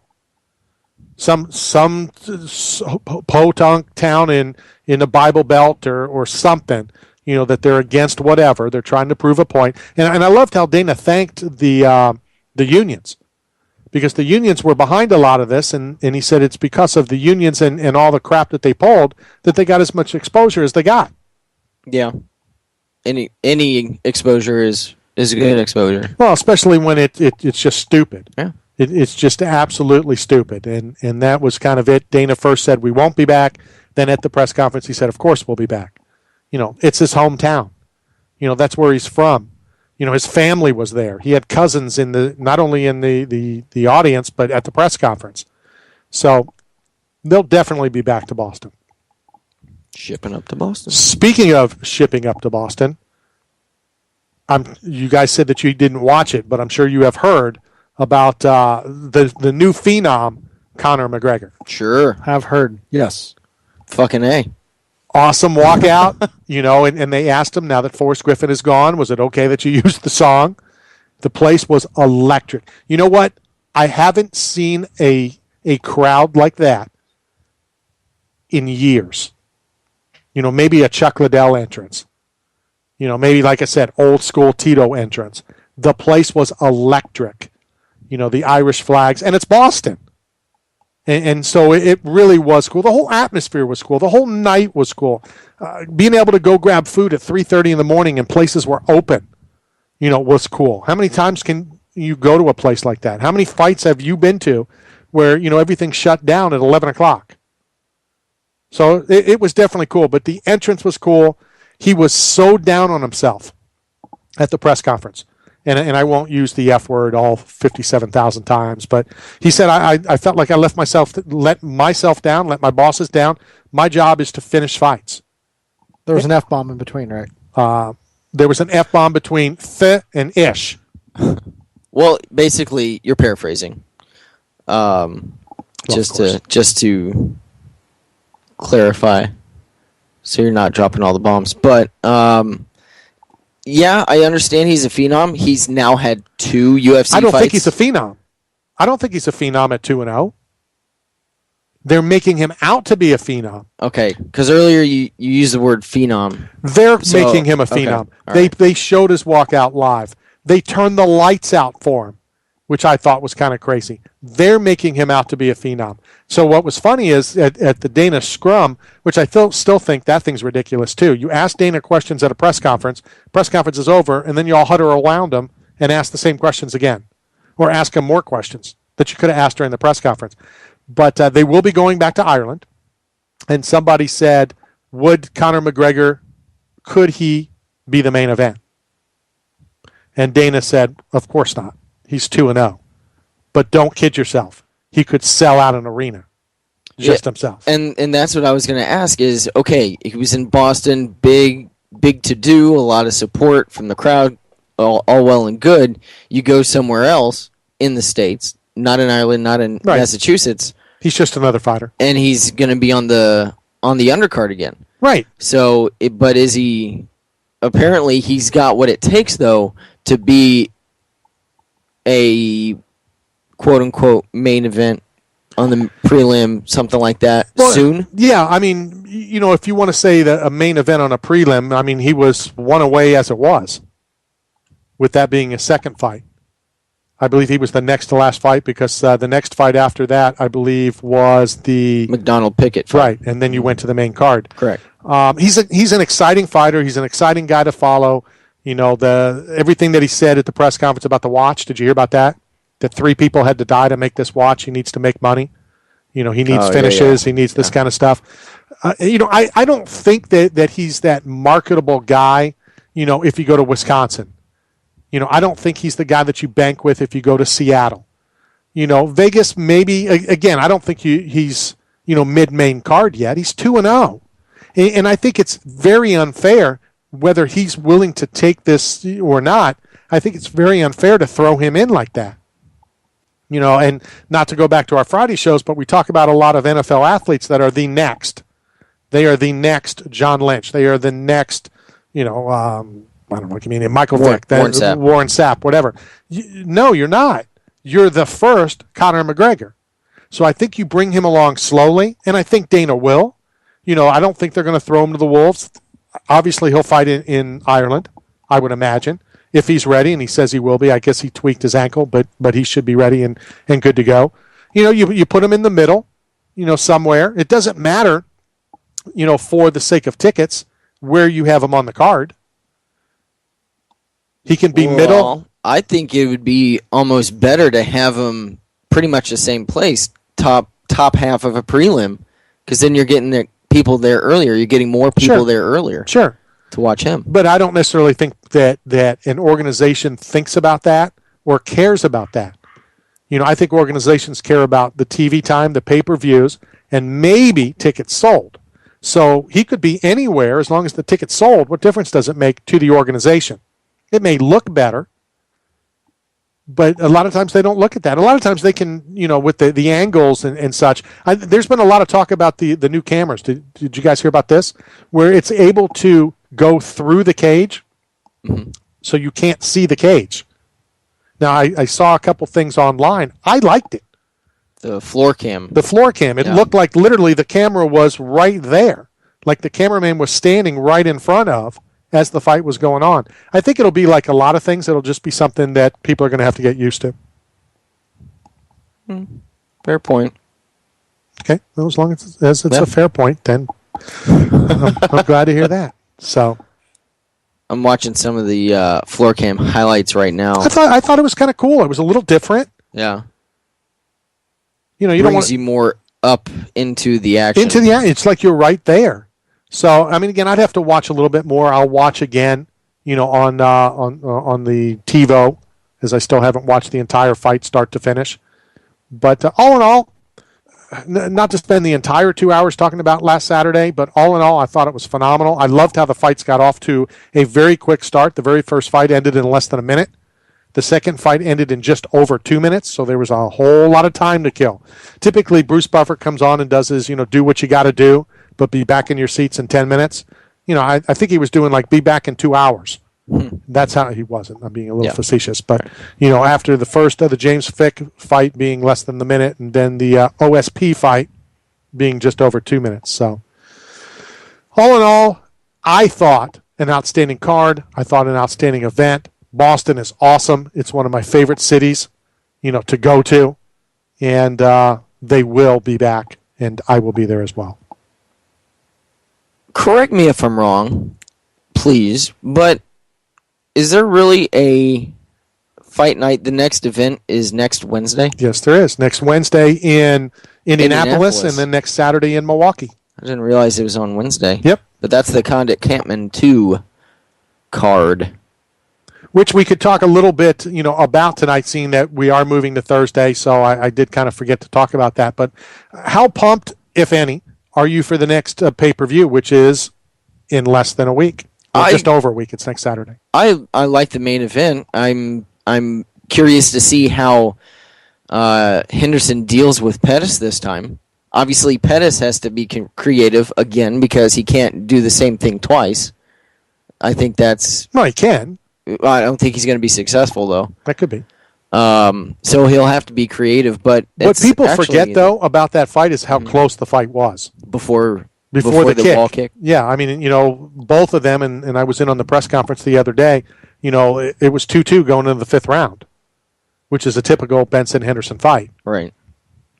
So I think it's close. I think it's going to be an exciting fight. I think Pettis, arguably is one of the top fighters, pound for pound. I'm not saying just in his weight class. I think what he's done. I'm looking forward to the fight. I think it'll be a lot of fun, but they talked about not once but numerous times the conspiracy theory. Now, if I remember correctly, you were buying into that. Just for argument's sake, yeah. So in actuality, you really didn't believe it? You never know, but you still never know. Maybe I am the biggest moron, naive. Talks. Money talks. Really? It does. How much money would you have to pay somebody who is in a career to win a world title? All right? A lot of these guys, even though I don't believe this, a lot of fighters say they're in it to win a world title, not to make money. You're in it to make money. I believe that. And the titles come with it. I believe you want to win titles, but it's all about making money. You're going to be making more money if you win titles. Absolutely. How much money? I'm not saying this happened because I don't believe it did. How much money would it take you, if you were a professional athlete, to be bought off? Depends on the situation. That situation. We want somebody else to come But we don't know. No. We need you to step back for this fight. You'll get the next one. Here's $250,000. I'll take it. Here's $50,000. I'll take it. What you were going to get paid for that fight anyway, possibly even more, and you still get it. I'll take it. I'll sit back. Okay. Here's $100,000. Absolutely, I'll take it. And fake an injury. Hey, I got hurt. It's in my best interest. So why wouldn't, if that's the case, why doesn't, and again, I don't believe that happened, but in your scenario, why wouldn't they just come out and say, you're stepping aside, you're going to have the winner? Because it's easier. It's easier, or it sounds better? It sounds better and it's easier. Hey, he got hurt. He can't fight. This is what's going to happen. God, a lot of conspiracy theories. That one, the Ronda Rousey one. Everybody seems to think that there are no injuries in this sport. There's plenty of injuries in this sport. Absolutely. But after someone who's waited for so long and talked so much crap, then gets hurt, who can't fight on one pay-per-view for a title, now he's ready. Who would you rather have? What's going to sell more? Oh, I'm not saying that. There you go. Ticket sales are down. You really don't think it's his hometown. The pay-per-views. There you go. Throw somebody in there. It's going to sell. So that's TJ Grant's fault that they're not selling tickets? It's TJ Grant's fault because he's the brand of TJ Grant. It's not big enough for that spot. When you have better options. If Pettis wouldn't have won that first fight the way he did, would you still believe that that's the case? Just with the kick? No, take the kick off. He doesn't run up the cage and he doesn't kick him. He doesn't kick him, and he still wins the fight 3-2. Did you just ask a hypothetical? Yeah, I know. I hate hypotheticals. It's still a rematch. It's still something people want to see. It was still a close fight. Am I really in left field that I really want to see Frank Mir, Josh Barnett? Yes. I really do. What about that? I don't know. That fight. Just old school. I don't You're just know. looking for the old school. It's definitely old school. Well, it definitely is. And what's funny is Josh Barnett said in the phone conference that he has fought for Zuffa longer than anybody because he goes back before Zuffa. He was SEG, which then sold to Zuffa. You know, I'm not sold on Josh Barnett. To be honest, I'm not sold on which Frank Mir will show up, but it's still a fight that kind of intrigues me. You know, again, I wouldn't necessarily say that it would excite me if this was the main event, because then I don't think I would be as excited, but I am excited about the fight. Maybe it's just because I love listening to Josh Barnett talk the trash he talks. I don't know, but I am kind of intrigued. And something that we didn't realize, and I did try to reach out to Clay Guida, but he's at the gym right now. He's on the card as well. Yeah, I was going to say, That's this a is tough actually fight. not a bad card. Yeah. Top to bottom. God, run it down real quick. But, okay, so main card is Benderson versus Pettis. Co-main, Frank Mir versus Josh Barnett. Third fight, Chad Mendez, Clay Guida. Money Mendez. It's an interesting fight. I believe Mendez is sitting at like 3 in the rankings. And he's fighting Guida. And Guida, I think, is down to 10. So, I mean, this is a big fight for Clay. Yeah, really sort of doesn't do too much for Chad, though. Before that is Big Ben Rothwell and Brandon Vera. That might be interesting. And then Eric Koch versus Dustin Poirier. Prelims, Jamie Varner and Gleason Tebow. Louis Gaudino. Time out, hold on. What? No, he said Jason Varner. Oh, Jamie Varner. Jamie. Yeah, What Jamie did I say, Varner. Jason? Jamie Varner, so I threw out timeout. Gotcha. Louis Gaudino and Tim Elliott, Pascal Kraus and Hyun-Gyu Lim, bless me, and Chico Camus versus Kyung Ho Kang. So the Hulk Palele coming back finally again. That's on Facebook, though. Now, we can talk, obviously, more about Saturday next week. True. Pull up Wednesday, and let's touch base, real quickly. Norbert Hudak due on here momentarily to talk a little WCW. Speaking of wrestling, Mick Foley will be coming to the Tampa Bay area in, I believe it's in 2 months, and we will have tickets to give away for that. We do have VIP tickets to sit with Andre at the WCFL this Saturday night, because unfortunately I will not be able to sit at that table. I'm sure that they will not allow that. I don't think they'll like that too much. Yeah, I still think I could judge just as well from there. Yeah.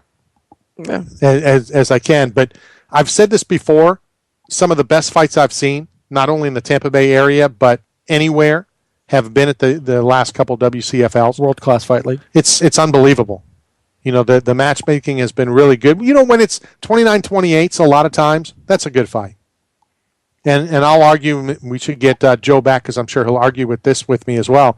I would much rather a 29-28 fight than a 14 or 45-second knockout. Because to me, that's not a good fight. That's not a competitive fight. Depends on what you're looking for.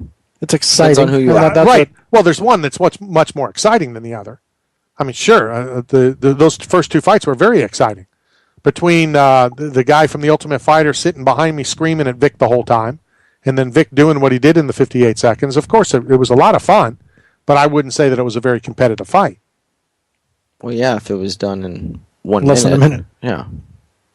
But getting to the prelim for Wednesday, James Hedden versus Jason High. Let's save Wednesday. Okay. Just for a few minutes. Okay. We've talked a great deal about last Saturday. We will talk a little bit about next Wednesday, but let's change subjects.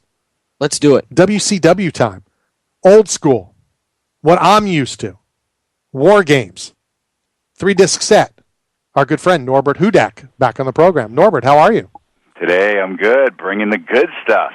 You know what? Classic brawls. Yeah, and this is, I can talk WCW because it's what I did watch. I watched some WWF growing up, but it was WCW down in the South. It's where it was known. Dusty Rhodes is kind of, taking us through all this. So let's talk a little War Games. It is, and this is a 3-disc set on DVD, a 2-disc Blu-ray, and the Blu-ray's got extra stuff, some additional matches.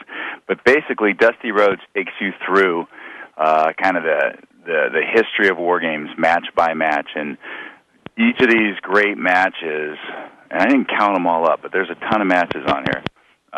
You see the match, and you get a little interstitial from Dusty Rhodes just talking about War Games and talking about how it was developed. And, as we know, it was basically a gimmick match that started way back in '87. Dusty invented the thing and drop a giant cage in and 4-on-4, and guys get let in one at a time, every 5 minutes or so, and it was just a brawl until someone gave up.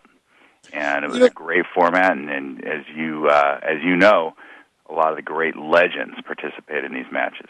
And that's kind of what I wanted to talk about with you, Norbert. Again, today's young, new breed, young guys, young women that are, wrestling fans. Yeah, they know today's athlete, and that's great. But if you go up to them and say, talk to me about the Fabulous Freebirds and Bad Street USA, which was the song that they sang, or talk to me about Dr. Death, Steve Williams, or, there's so many of these guys, even Sting, even though he's still around, but, old school, the Road Warriors, old school.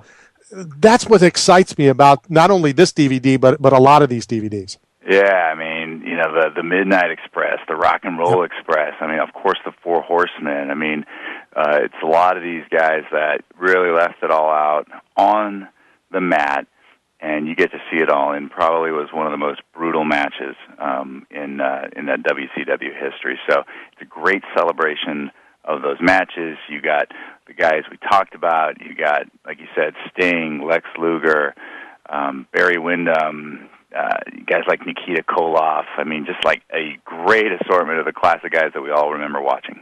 Before I ask you the Four Horsemen question that I have for you, correct me if I'm wrong, this is NWO era as well.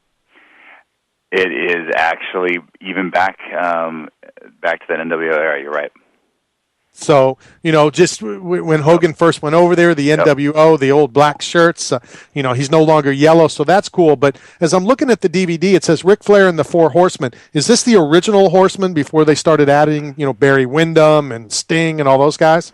This is back when it was Flair and Arn Anderson, Tully Blanchard, back to the original Four Horsemen. The two Andersons, Tully Blanchard, that's the guy that everybody always forgets. It's kind of like the sack exchange with the Jets. You ask everybody, they can name three, they forget Saddam. But same with the Horsemen. They can say Ole and Arn Anderson, Ric Flair, and they forget about Tully Blanchard.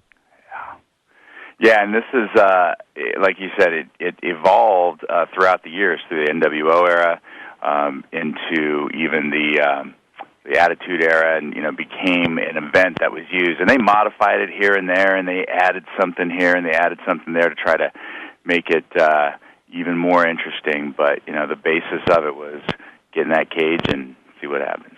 As well as I talked about the young school, they know about Barry Windham, they know about Dustin Rhodes, obviously Gold Dust, but this is old school. This is going back before he was Gold Dust. I'm looking at some of the others. Steve Austin, before he was Stone Cold. So if you're an old school fan, you're going to love this DVD. And if you're a new time fan, you're going to love this because it's old school. Absolutely. And if you have a Blu-ray player, you're going to love it even more because you get 3 extra matches, including some Tommy Dreamer, who I know we all love, some New Jack, some Kevin Sullivan, and so on and so on. So you get more and more on the Blu-ray. Kevin Sullivan. I remember that guy like it was yesterday with his tarantula and everything that he used to hang out in downtown Tampa when they did the filming. All right, Norbert, as always, we're going to be giving copies away. We'll take registrations until 11:59 tonight, but tell people how they can go out and purchase. You can go to Amazon and Walmart, Best Buy, find that WWE section. It'll be there waiting for you. Are the Raiders mathematically eliminated yet, or are they still okay? I think they have a couple more weeks before that, and then we'll talk.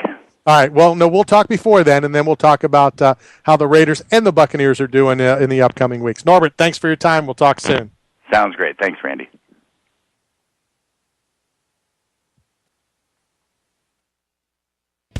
Is your significant other nagging you about cleaning out the garage? Or spending too much on a storage unit? Needing to sell or purchase new or used equipment for your business? PostShareSell.com is your solution. A cool and innovative way to buy, sell, or trade online. With an easy-to-use mobile phone app and built-in sharing capabilities, post a free ad in less than 60 seconds. PostShareSell.com. It's as easy as 1, 2, 3. Post it, share it, sell it. Every time that spot comes on, and you guys do what you do here in the studio, we need to film it so we can put it on YouTube. Not at the Roxbury. No, I think of the Blue Man Group.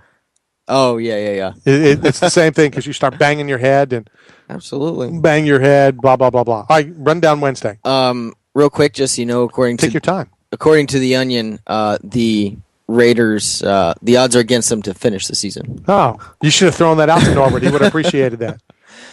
So for the prelims for Wednesday, starting off with James Head versus Jason High, Darren Elkins versus Hatsu Hioki.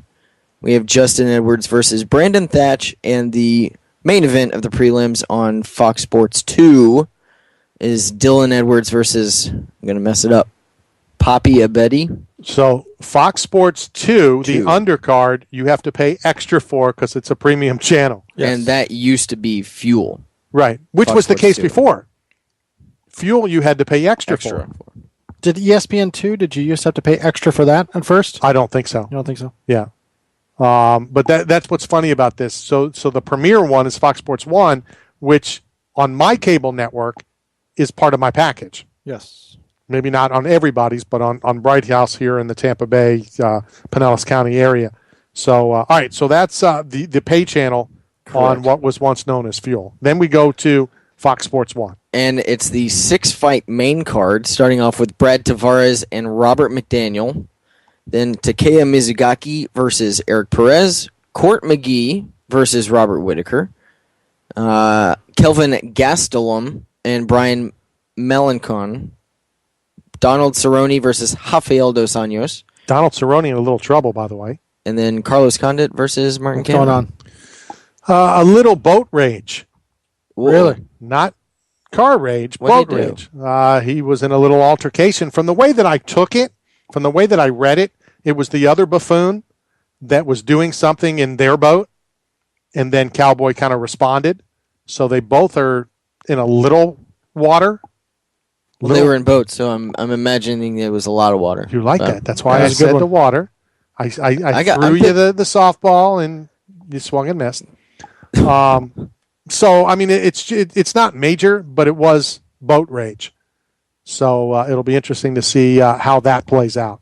And again, reading into what I was reading, the fact that he was just responding to, I took it like he cut him off, or he did whatever. He was being overly aggressive. The other guy, and then Cowboy retaliated. Did you see former UFC fighter and now Bellator commentator Jimmy Smith and Frank Trigg on Spike TV last night on Ink Master? Oh no, Trigg posted his new tattoo. So they called them out first. Those two come out. Trigg's first, Smith's second, and then the rest of the canvases come out, and everyone's the like, canvases. That's what they're the human canvases, and people are like, holy shit, that's former UFC fighter Frank Trigg, and I'm like, that's just great for Bellator, who's on this channel, that they're letting this air, but I guess it doesn't matter. So the person has to pick who gets what tattoo, and which I don't agree with. Something's going on someone for life, and you're trying to screw someone over. Right. So they hand it to Trigg, and he's like, "You better made a smart decision." And he goes, "I got you." So then he flips the thing over. That's another guy, and he goes, "You will not mess this up, or I will kill you." And the guy goes, this is the second time my life's been threatened on the show. And he goes, but I'll do it. And he goes, I believe you. I don't know why anybody in their right mind would do that. Matter of fact, let's get a hold of Trig for next week. So we'll get Frank on next week, provided he's not doing, he does all these shows on the internet and his cell phone. And he has a fairly busy schedule. He definitely does. But we'll get him on there because I don't know what anybody. He was in pain last night, too. Really? He said it hurt. Yeah, it was on his calf. You don't think they pay him to do it, do you? I think they wanted to do it. Because, again, you're the guy that can be bought. So how much would they have to pay you to go on Ink Masters? $1 million. $1 million? Yeah. You would do it for $1 million? Yeah. Well, and that's the thing. Because you get to pick what you want and where you want it. And then it's the artist's job to do it, but it still has to fit within the challenge. I'll show you one that they voted, the human canvas is voted as the worst one. You tell me what you think. I think it's awful. It's bad. Well, no. And he didn't go home. 99 out of 100 tattoos I've seen are awful. Most tattoos are awful. You guys are both staunchly against tattoos. I'm not against them. I just don't want one. Don't want one. Well, I think... Would you go on it? You have a tattoo. Would you go on the show? If I was at a point in my life where I was still getting tattoos, then yes. But I'm done. I'm good to go. I have my 4, and I'm done. So if they said, we'll put you on TV as the Juicy Onion, Jesus. And, we'll put the tattoo on you. Oh, my God. I just don't understand anybody that would go on and let somebody just use them as a canvas. Yeah, that's the thing. But you have your own idea, though. I understand. So it's your stuff. You still want it. But it's not 100% your decision because, as you said, they still have to be... Someone walked out. Someone walked out. She said, this is what I want. And if you're not going to do it, and he goes, I'm not the right person for you then. And they left. Wow. Ballsy. So what happened to him? I believe they eliminated him because he said that he couldn't do it. That I'm not the right person. Talk to me about Trig. Wow. Talk to me about Trig's tattoo, how he handled it. It looked like he was in pain. He was getting a little loud, and the artist was saying... Was he screaming? I think so. Really? That his calf was so thick and there was so much muscle that it was hard for the needle to get through and do the job. Not the first reality show. It's on the skin, though. Not the first reality show that Frank Trigg's been on. He has been on more. Huh. He was on the one with, what was her name? Jerry Hall, I think, where she was looking for a man or something, and he was one of the numerous people that had to be involved. Yeah, that's Triggs, right? Yes. Yeah. I mean, I'm not saying that's awful. I don't know if I would go on a reality TV show and say, yeah, use my body as a canvas. Yeah, there's too much that can happen. That's not what you want. Before we do run out of time, and we've only got, 8-9 minutes or so. Next Wednesday, does any of that interest you? Is there a fight there that sticks out? You mentioned before about Mendez. He's got nothing to gain with the Clay Guida fight. Wouldn't Carlos Condit kind of almost fall in the same category? I think Campman's ranked fairly high, but it's still anytime you fight somebody ranked below you, you've got nothing to prove. Let me double check the rankings for them. But Guida's Saturday. You're talking about. No, I understand that. I'm saying Wags mentioned that Mendez doesn't have really anything to gain because he's fighting Clay Guida. I'm just using that as a reference to the fact that same with the main event. Carlos Condit, I think, is sitting at 2. Correct? He is at number 2. Right, Johnny Hendricks, right. And then GSP, which that should flip-flop in the next couple months. And then, so it's kind of the same thing. Where's Campman? He is 6th. Okay. So it's a little bit closer? It's closer, but it's still the same thing. 2 versus 6. What's the Glover Teixeira, Ryan Bader? Isn't it 3-9? Well, no. 3-8? I think Bader might even have fallen off. Correct. Bader is not there anymore. So there you go. Because now people have put somebody by the name of Chael Sonnen, the bad guy, up there. Any interest? You guys, and Derek's not here to kind of say the same thing. No more Vanderlei. No more Vanderlei. You don't want Vanderlei. Interest in Vanderlei, Chael? I don't. Pretty sure I haven't said that. Right. I'd love to see it. I would. Sure. Of course, I'm the guy that wants to see Chael all the time. See Vanderlei all the time. Because he comes to fight, and he will come to fight. I think that fight happens, too, by the way. You think so? I do. And you know what some people were thinking? Ultimate Fighter? Really? What do you think? 2 coaches that can't stand each other? Two coaches that would be good for TV. Now, again, you're talking, the fight being 6 months or so away. Once they get done this, they can still put it in the can. They don't necessarily have to whatever. I'm just saying I wouldn't mind those two guys as coaches. And for many reasons. One, they dislike each other, or at least it appears. Two, I think they're both great coaches. I think Chael's a great coach, and I've had the opportunity to learn a thing or two with Von Delay. Chael's already been a coach recently, though. That's fine. I think you could put. I think you could have Chael Sonnen a coach on The Ultimate Fighter every season. It would never get old. It would never get old. He would always talk crap. And the more important thing is, it's not more important for TV, but the more important thing for the sake of the sport, I think he's a phenomenal coach. Better quality output. He cares about the fighters, all that kind of stuff. So, I could see it each and every season. But what I'm told from my Zuffa insiders, this season of The Ultimate Fighter is worth watching because these two girls hate each other. And that's great for us. But again, and then you get to the conspiracy theory, blah, blah, blah. Was this supposed to happen all the time? What have you? I don't know. I don't think it matters when it comes down to it.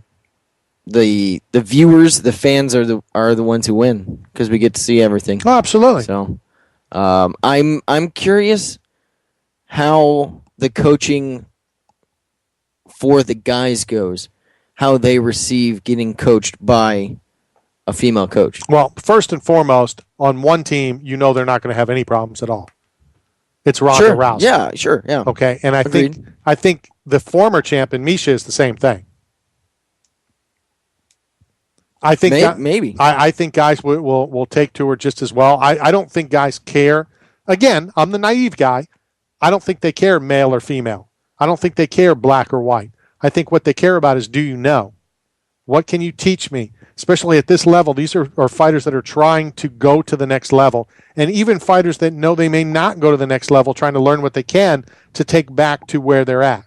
And get back to this. To get back to any level. At some point. I'm saying even if, deep down, I don't care what anybody says, not every person in that house believes that they're going to win this tournament. Sure. So if they can learn something or learn many things to then go back to the smaller organization that they may be fighting in now, that will help them just make some money, just win some fights in the organization they're in, I don't think that they're going to snub either one of them or anybody else that comes in.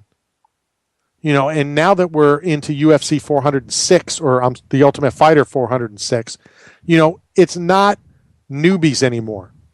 It's not people that are just trying to get in, to mixed martial arts and may say, what do you know? You don't know anything. It's now people that have been in the game. It's now people that have watched the game. And so I believe, I would hope, that every person that goes into the Ultimate Fighter house from now on, and for the past X amount of seasons, is going to respect who the coach is. And until they go and prove otherwise, i.e. when Ken Shamrock was the coach and really didn't spend a whole lot of time and care and all that kind of stuff, Ken Shamrock's still the legend, still a friend of the program, all that stuff, but it didn't appear, and that's all we can go by. Appearance. Editing. Yeah, editing. We don't really know all that stuff. But if a lot of that stuff happened that they showed through editing, then yeah, they may lose, whatever they might have had. And this is Ken Shamrock. Mm-hmm. It's not Misha Tate. It's not Ronda Rousey. It's not, any of these other coaches. This is a legend and a Hall of Famer. If you're not a coach, you're not a coach. If you don't care and you have your heart in it, they're going to know right away. As long as the coaches have the fighter's best interests in hand, which I believe they do, I don't foresee it being any problem at all. You hope so. Yeah, and we'll see. I mean, that's all we can do is hope. And it's next month that we'll start seeing in September when it debuts? I believe so. I think it's the middle of September. Okay. So we got about a month left. Yeah, but between now and that month that the Ultimate Fighter starts, we have 17 UFC events. 17. Give or take. Give or take two, yeah. Not give or take many. I don't think there's, there's quite a few. I mean, how many events are there in the next 5 or 6 weeks? Oh, geez. All you got to, somebody jump on MMA Weekly, their page there. That's our content partner over there, which we thank them, obviously, for everything. They're going to need to make some changes as we'll be on next Thursday. Speaking of which, there's a press release that was put on MMAweekly.com World Series of Fighting 5 is featuring 3 Gracies. Right. Hollis, Gregor, and Neiman. So was that earth-shattering? I think it's interesting that you have so much from one family on one event. Obviously, it's Gracie's, and all of them are. There was 3 Browns on class. last Saturday night. It's the same but they're thing. not related. Yeah, we don't know that. Well, they're spelled differently. Does it mean anything? I know. Isn't that the World Series of Fighting event? The main event is Mike Kyle versus Andrei Arlovsky? Yes. It is. I'm the guy that has always said and argued with Derek about let them fight. The more they fight, the better the fight. I want to see fights. I don't want to see this one. I don't really care. I don't care about that fight.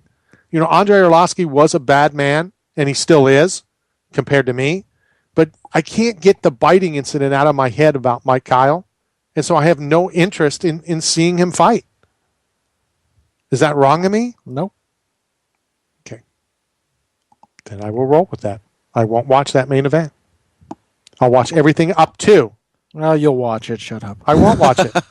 Just for that, I will not watch the main event. I'm still trying to get the list of events, by the way. Sorry. Is it really taking you that long? Well, considering I can't find it on the site right now.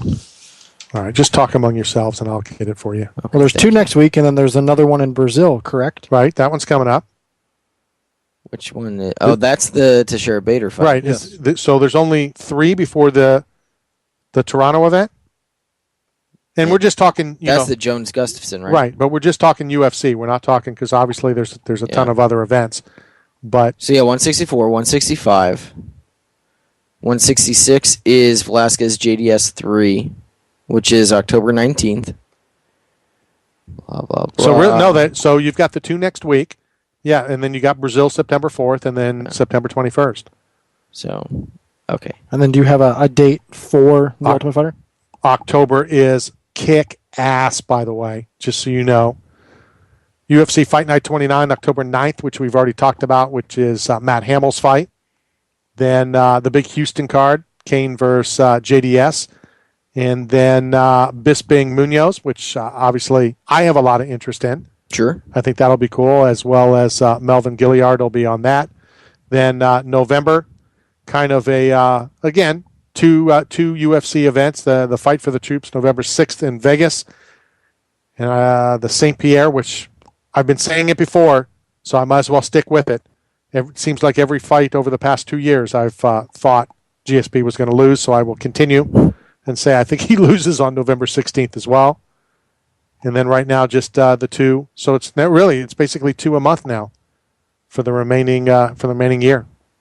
Well, there's the Ultimate Fighter finale is the last day of November, November 30th in Las Vegas, 2 weeks after. Oh, so I did not see that one. Yeah, I guess it'll be well, if it's middle of September, all of October, then most of November for TUF. Mm-hmm. And that goes right into the finale, right? Right. So sometimes. Well, depending on what's set up, but I'm sure that is the way it's set up. So there is a lot of Zuffa events, a lot of UFC events, as well as the other ones that we don't tend to talk a great deal about. But you got a couple of those Bellators. Sure. I wanted to talk about Askren too. Askren. No, Askren. I'm calling him Askren. And the reasoning? Because he's getting screwed. How's he getting screwed? I mean, it's good for him. Yeah. But I just don't understand how you pick and choose who you... I think Bellator is making a bad move. Bellator wants... Bjorn posted that he wants Ben to go to the UFC and fight for the world title because he'll win it. So why would he let him go? Right, exactly. He's one of the best people they have in their stable. So he's not getting screwed. Bellator's screwing themselves. Absolutely. But that's the business model, apparently. Well, no, it's not. Fighters? Yeah, well, that's... And Eddie Alvarez, by the way, was at not only at the fight in Boston, at the press conference, and Dana was going to talk to him after the press conference. I'm not sure what about or what he can do. Right. Because, Alvarez seemed like he was okay with after everything's said and done. Is he okay, or is it just the fact that you have no choice? Well, I still think that a big part of him coming back and the being okay is him getting an immediate rematch. with Chandler. Well, and he had to because he had to be on the pay-per-view, and it is what it is. All right, I do want to thank everybody for tuning in. I do want to thank Travis Browne, Norbert Hudak, and Andre Galval. Thank you, sir. And we will be out there Saturday night, so come on out to WCFL at the Hilton. Follow us, or me, at Knockout Radio. At KO Edge. Sean, KO Radio. And D. Kukulich. Someday he will be back on the program. I can't tell you when. See everybody next week. This match is done, but the pain remains. You've been listening to Knockout Radio with Randy Harris on Bubba Army Radio. Is your significant other nagging you about cleaning out the garage? Or spending too much on a storage unit? Needing to sell or purchase new or used equipment for your business? PostShareSell.com is your solution. A cool and innovative way to buy, sell, or trade online. With an easy-to-use mobile phone app and built-in sharing capabilities, post a free ad in less than 60 seconds. PostShareSell.com. It's as easy as 1, 2, 3. Post it, share it, sell it.